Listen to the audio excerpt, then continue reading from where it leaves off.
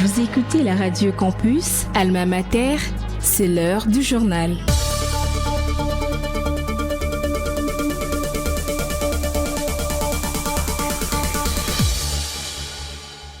Mesdames et messieurs, merci de nous rejoindre sur la 107.6 MHz pour vous informer. Je m'en vais vous présenter les principaux titres. Le Conseil de sécurité de l'ONU s'est réuni lundi 13 octobre. L'ambassadeur congolais Zenon Mukongo a alerté sur la détérioration de la situation sécuritaire dans l'est de la RDC. Une nouvelle grille tarifaire des transports sera bientôt mise en place, l'annonce faite par le gouverneur de la ville de Kinshasa, Daniel Bumba. En marge de la journée mondiale de l'énergie, la faculté pétrole et gaz et énergie renouvelable de l'université de Kinshasa va organiser du 22 au 23 octobre dans la salle Monekoso une conférence débat et des sensibilisations. Les détails dans ce journal. Voilà tout pour le sommaire. À présent, les développements. Vous êtes branchés sur la radio Campus Unikin, la radio du savoir, sur 107.6 MHz, votre radio.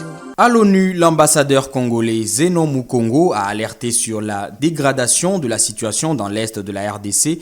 Il a accusé le M23 et son soutien rwandais de violer la résolution du Conseil de sécurité, dénonçant ainsi plus de 270 morts et 300 viols récents. Il a aussi plaidé pour un meilleur contrôle des ressources naturelles et a appelé la communauté internationale à agir pour la paix. Je vous propose de l'écouter. Le Conseil a demandé également à la force de défense du Rwanda, RDF, de cesser tout soutien au M23 et de se retirer immédiatement du territoire de la République démocratique du Congo sans conditions préalables. Bien que l'application des dispositions de cette résolution se fait encore attendre, nous saluons tout de même la poursuite des efforts diplomatiques en cours dans le cadre du processus de Washington et de Doha. Mais en dépit de toutes ces initiatives de paix, on reste encore et toujours préoccupé, à la lumière des récents développements, par la sincérité de l'engagement du Rwanda et de leur supplétif de la FCM 23, qui s'obstinent à fouler aux pieds leurs engagements au terme de l'accord de paix de Washington et de la déclaration de principes de Doha. Je peux citer à titre d'exemple, il y a peu, nous annoncions qu'au cours du mois de juillet 2025, plus de 300 civils congolais ont été tués dans plusieurs localités du territoire de Rutshuru en province du Nord Kivu, à la suite d'attaques menées par le mouvement M23 en violation flagrante du cessez-le-feu réaffirmé dans la déclaration de principe de Doha du 19 juillet 2025 et dans l'accord de paix de Washington du 27 juin 2025. Et à Kinshasa, le gouverneur Daniel Bumba prépare la mise en place d'une nouvelle grille tarifaire des transports. Il veut des prix équilibrés tenant compte de la baisse du carburant et de l'appréciation du franc congolais. Il a aussi dénoncé les phénomènes communément appelés demi-terrain où les chauffeurs fractionnent les trajets et a annoncé des mesures strictes dont l'affichage obligatoire des itinéraires pour chaque véhicule. Nouvelle distinction d'un étudiant de l'université de Kinshasa dans un concours d'innovation. L'étudiant Rissel Penemoke de la faculté des sciences et technologies a remporté le deuxième prix au concours organisé par la fondation José Kalala, Jocal en sigle. Rissel Penemoke a gagné par la même occasion un chèque de $3000. On l'écoute. Lors du concours, j'ai eu l'honneur de représenter l'université de Kinshasa en présentant l'application Readless, qui est une plateforme multi-service. En fait, les prix, c'était $3000 que nous avons remporté. Nous avons présenté les projets devant un jury composé de plusieurs membres et un jury qualifié. Après ce concours, nous avons été vraiment primés et nous avions satisfait les jurys. Si on doit classer premier, deuxième ou troisième, c'est la quantième place? Voilà, il s'agit de la deuxième place. Alors, cette application, comment vous comptez l'implémenter? Comment vous comptez la mettre à la disposition du public? C'est une application qui est conçue à l'université de Kinshasa. C'est grâce à la formation que nous avons reçue ici que nous avons conçu cette application.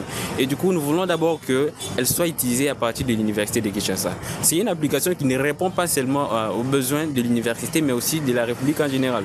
Vous savez, le président de la République, chef de l'État, a réaffirmé sa volonté de voir la République démocratique du Congo comme un pays étant un pays digital ou une nation digitale d'ici 2030. Alors je pense qu'avec ces projets, l'UNIKIN peut renforcer sa notoriété en répondant directement aux besoins du chef de l'État à travers l'application Readless. Et c'est une application qui résout énormément des problèmes que nous rencontrons dans notre pays, notamment la communication, l'emploi et beaucoup d'autres choses sur le plan économique et même social. En ce qui concerne la gestion de cette application, vous êtes avec qui? Est-ce que vous êtes seul? En tout cas, je ne suis pas seul. Actuellement, je travaille avec le professeur Pierre Kafunda qui m'accompagne, surtout côté intelligence artificielle, parce que vous savez, l'application est basée sur l'IA. Nous travaillons aussi avec le professeur Saint-Jean-Diou qui nous accompagne côté modélisation et génie logiciel. Mais vous n'avez pas des camarades étudiants qui vous entourent? J'ai quelques camarades étudiants, mais comme je l'ai dit, je ne leur ai pas encore donné tous les codes de l'application. Je les garde, mais je travaille avec eux comme étant les associés. Les recteurs de l'université de Kinshasa, le professeur Jean-Marie Kaembentumba, s'est réjoui du prix remporté par l'étudiant Rissel Penemoke. Il s'est dit comblé comme un parent. On l'écoute. C'est le sentiment d'un père de famille comblé lorsque ses enfants accomplissent des prouesses. La jeunesse de l'université de Kinshasa n'est pas distraite, n'est pas absente lorsqu'il s'agit de questions impliquant l'intelligence artificielle. Certes, c'est à la mode de nos jours, mais peu de gens en comprennent aisément le contour. Voilà une application digitale qui permet plusieurs applications. Vous allez tolérer la tautologie. On peut l'utiliser pour e-santé, on peut l'utiliser pour l'enseignement à distance, on peut l'utiliser même pour la traduction spontanée de la conversation. Les étudiants de l'université, en sciences et technologies, ont effectivement montré ce dont ils sont capables. Tout le comité de gestion, à travers ma modeste personne, félicite les heureux lauréats et je suis sûr que eux, au moins, paieront les frais académiques cette année sans difficulté et ont bénéficié d'un don de $3,000 américains. Des propos recueillis par Jean-Paul Koutoumissa.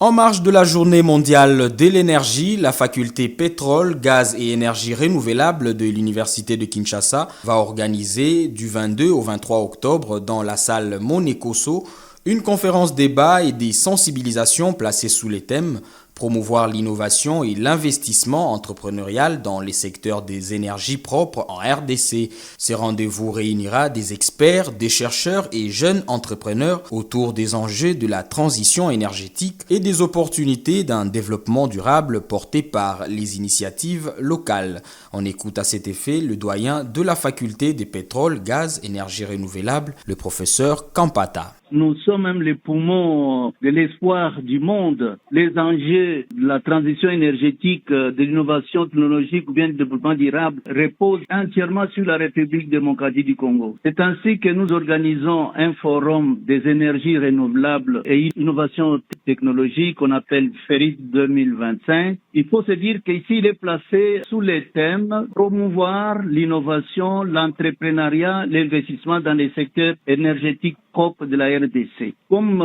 je voudrais vous rappeler, vous savez, actuellement, la RDC contient dans son sous-sol 75% du cobalt. Or, le cobalt est actuellement considéré comme un métal qui joue un rôle dans cette transition énergétique. Il ne faut pas oublier que la RDC dispose tout un réseau hydroélectrique et nous-mêmes, nous pouvons donner de l'électricité à toute l'Afrique avec les barrages Inga dont les puissances ne sont pas encore distribuées comme il faut. Il ne faut pas oublier l'étendue de la biomasse. C'est ainsi que l'université de Kinshasa, évidemment, avec le recteur professeur Jean-Marie Kaembe, c'est vraiment celui qui dirige l'événement. Nous nous sommes dit, on ne peut pas se taire. Il faut que l'université puisse organiser, c'est-à-dire autour de la faculté de pétrole, gaz et énergie nouvelle, organiser ces forums. Et vous allez voir que cet événement réunira les décideurs politiques. Il y a des corps diplomatiques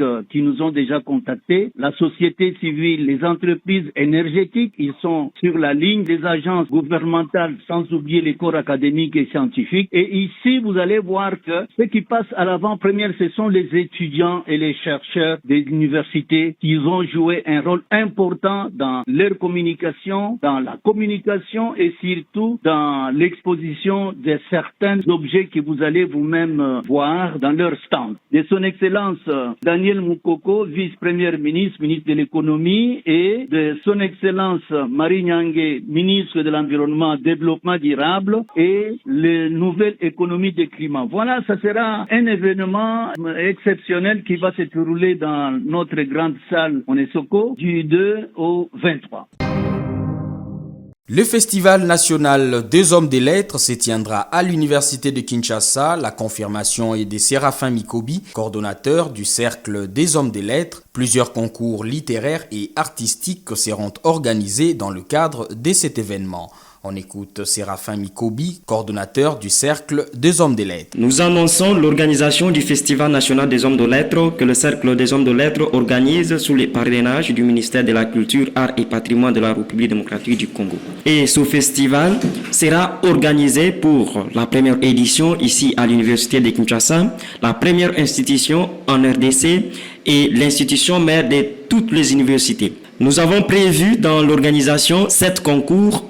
En l'occurrence, les concours nationaux d'art oratoire, les concours nationaux de musique, les concours nationaux de l'entrepreneuriat culturel, les concours nationaux des top modèles, les concours nationaux de la nouvelle littéraire, ainsi que les concours nationaux du génie scientifique universitaire. L'appel aux candidatures avait été déjà lancé depuis le 1er octobre et la première phase prend fin le 20. Après le 20, les candidats sélectionnés seront notifiés en privé pour ouvrir la deuxième phase qui prendra fin le 30 octobre. Et le Festival national des hommes de lettres aura bel et bien lieu du 27 au 29 novembre à l'Université de Kinshasa avec les activités telles que des conférences inspirantes, les finales de tous les concours, également la remise des trophées, de brevets, de participation, mais également l'exposition avec prestations artistiques. Rôle et sensibilisation de l'étudiant dans la lutte contre les discours de haine et la promotion du mieux vivre ensemble en République démocratique du Congo, tel a été le thème de la matinée des sensibilisations organisée ce mardi 14 octobre par le Bureau conjoint des Nations Unies en partenariat avec les clubs de droits de l'homme de la faculté de droit de l'Université de Kinshasa. L'objectif de cette matinée était d'inciter les étudiants à s'engager sur le chemin de la prévention des discours de haine et de la consolidation. Les discours de haine touchent l'anthropologie car ils concernent l'homme et les vivre ensemble dans un pays aussi divers que la RDC. L'université doit rester un endroit d'unité et de tolérance, a fait savoir le professeur Delphin Kaembe de la faculté des sciences sociales, politiques et administratives. Par rapport à la matinée d'aujourd'hui, je pense que c'est une invitation à laquelle il ne fallait pas s'absenter parce qu'on parle des discours de haine, ça touche à l'anthropologie parce que c'est de l'homme qu'il s'agit. Et j'ai aimé la participation brillante des étudiants et toute la salle était vraiment électrisée parce que lorsqu'on parle du discours de haine, avec tout ce qu'il y a comme réalité au Congo, 400 tribus, 200 dialectes, 4 raisons linguistiques, donc ça valait la peine que nous venions pour que nous puissions voir comment, malgré cette diversité-là, comment on doit construire et vivre ensemble. Ce qu'ils doivent retenir, c'est que d'abord, l'université, c'est un creuset qui a le rassemblement de tous les étudiants qui viennent de tous les horizons du Congo. Et en plus de tout ce qu'il y a comme diversité par rapport au Congo, nous recevons encore des étudiants qui viennent d'ailleurs. Donc si nous avons une attitude non ethnocentrique qui consiste à accueillir tous ceux qui viennent étudier chez nous et qui font que nous allons élargir notre réseau social parce que c'est une richesse que d'avoir des amis et des amis de qualité. La prévention des discours de haine et la promotion des droits de l'homme doivent être au cœur de l'engagement des étudiants. C'est ce qu'a fait savoir M. Alidou du Bureau conjoint des Nations Unies aux droits de l'homme. On l'écoute. Je suis très heureux d'avoir pu échanger aujourd'hui avec les étudiants sur la question de la cohésion nationale, l'identification et la prévention des discours de haine. L'objectif de cette cette activité, c'est justement d'inciter les étudiants à s'engager sur le chemin de la prévention des discours de haine et de la consolidation par ce fait de la cohésion nationale. Nous espérons que le travail que nous avons pu faire aujourd'hui a permis que les étudiants soient beaucoup plus curieux et capables d'identifier et de répondre aux discours de haine dans leur communauté estudiantine et autour d'eux où qu'ils se trouvent. Le premier message, c'est d'abord un message de courage. Le milieu universitaire, c'est un milieu qui n'est pas très facile. Et le second, c'est justement un message d'engagement, de s'engager ensemble avec leurs camarades, individuellement, pour les droits de l'homme, s'engager pour défendre les droits de l'homme, pour les promouvoir, parce que les droits de l'homme, c'est le socle de la vie en société. Pour sa part, le président du Club de droits de l'homme, Dani Kazadi, a exprimé sa profonde satisfaction suite au succès de cette activité organisée, tout en remerciant les autorités académiques ainsi que le Bureau conjoint des Nations Unies pour leur soutien indéfectible. Aujourd'hui, nous avons eu un immense plaisir d'avoir accueilli sur les campus de l'Université de Kinshasa les bureaux conjoints des Nations Unies aux droits de l'homme pour une campagne, une matinée de sensibilisation de la population estudiantine sur le mieux vivre ensemble et la lutte contre des discours de haine en milieu estudiantin. Cela a regroupé plusieurs étudiants de différentes facultés. Et nous remercions aussi les autorités académiques d'avoir accepté de nous donner ces cadres pour pouvoir échanger avec les étudiants ainsi que les étudiantes. Mais aussi et surtout l'appui technique et logistique du BCNIDH Monisco, sans lesquels cette activité ne saurait produire son plein succès. C'est la fin de cette édition du journal, mais avant de nous séparer, je vous rappelle les principaux titres. Le Conseil de sécurité de l'ONU s'est réuni lundi 13 octobre. À cette occasion, l'ambassadeur congolais Zeno Mukongo a alerté sur la détérioration de la situation sécuritaire dans l'est de la RDC. Une nouvelle grille tarifaire de transport sera bientôt mise en place, l'annonce faite par le gouverneur de la ville de Kinshasa, Daniel Bumba. En marge de la journée mondiale de l'énergie, la faculté pétrole, gaz et énergie renouvelable de l'université de Kinshasa va organiser du 22 au 23 octobre à la salle Monekoso une conférence débat et des sensibilisations. Vous avez suivi les détails dans ce journal. Réalisé par Jason Loudem, ce journal est complètement terminé. Concours rédactionnel Jean-Paul Koutoumissa, Divine Gomba, à la technique Sylvain Chizungu, Salem Dianda, Luxen Kinounou, à la supervision. Restez branchés sur la 107.6 MHz, la radio campus Alma Mater, la radio du savoir.